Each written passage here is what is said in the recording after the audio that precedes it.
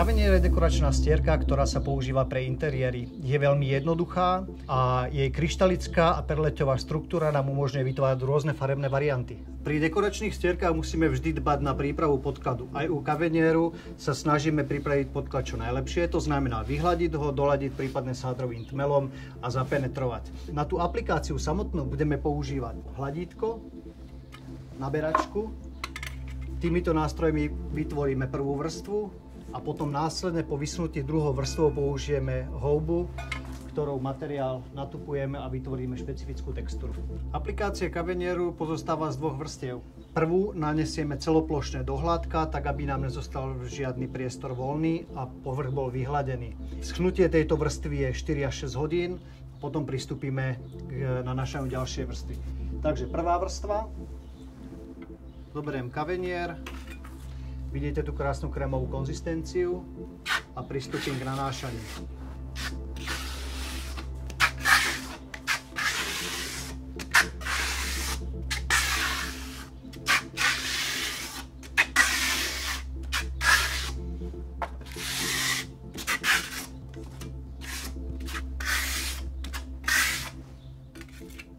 Na konci tento povrch zjednotím jedným ťahom, aby som mal dokonale hladký.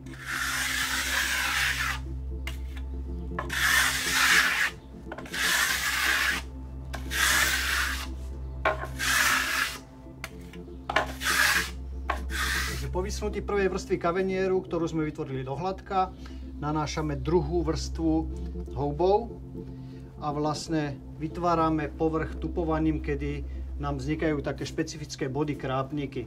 Samozrejme, ten materiál si môžete naniesť na nejaké víčko a pri tej aplikácii používať rôzne inštrumenty, ktoré tú prácu zjednodušia.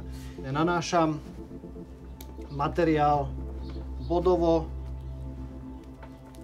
s rozostupmi, to znamená, aby nám vznikali plochy, kde ten materiál je a plochy miesta, kde ten materiál nie je. Takýmto spôsobom celoplošne môžem naniesť prakticky 3 m štvorcové a potom po vytvorení tej požadovanej textúry prichádza na radu hladítko, s ktorým to jemne stiahnem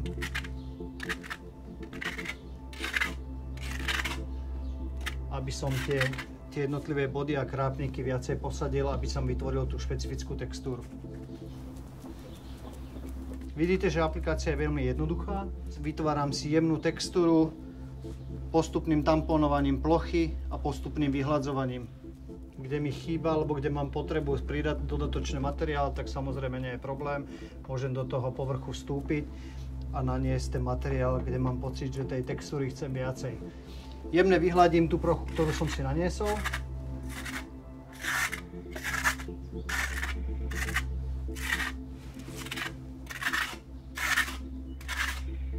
A v tomto bode vlastne počkáme ešte 10 minút na to, aby som celý povrch mohol zjednotiť, a to takým spôsobom, že hladítko priložím na tú danú plochu a postupne sa snažím vyhľadiť ešte daný povrch, aby som zaplnil pory, ktoré mi tam vznikajú. To hladítko samozrejme musí byť čisté a ten správny moment na to je vtedy, ak to hladítko položím, začnem s ním točiť po danej ploche, po danej stene a ten materiál mi vlastne už nezanecháva stopy. To znamená, že je už dostatočne zaschnutý na to, aby mi nezanechával stopy na tom hladítku. To je ten správny moment, kedy môžem začať celú plochu prechádzať tým hladítkom a jemne vyhľadzovať a vytvorím tak jemné odlesky tej perlete a špecifického kryštálu. Po pár minútkach pristúpime ku Kavenieru, aby sme zistili, či je povrch dostatočne hladký a preschnutý. Urobíme to tak, že priložíme špachtlu alebo hladítko na povrch, jemne zatočíme a pokiaľ nám Kavenier nezanecháva stopy na hladítku, tak je ten správny moment, aby sme ho dodatočne dohladili. Jemne zatlačím, hladítko vidíte, že musí klzať po povrchu.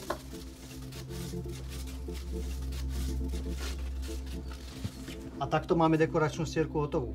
Kavenier je interiérová stierka, ktorá pôsobí nenápadne, ale má rafinovanú textúru.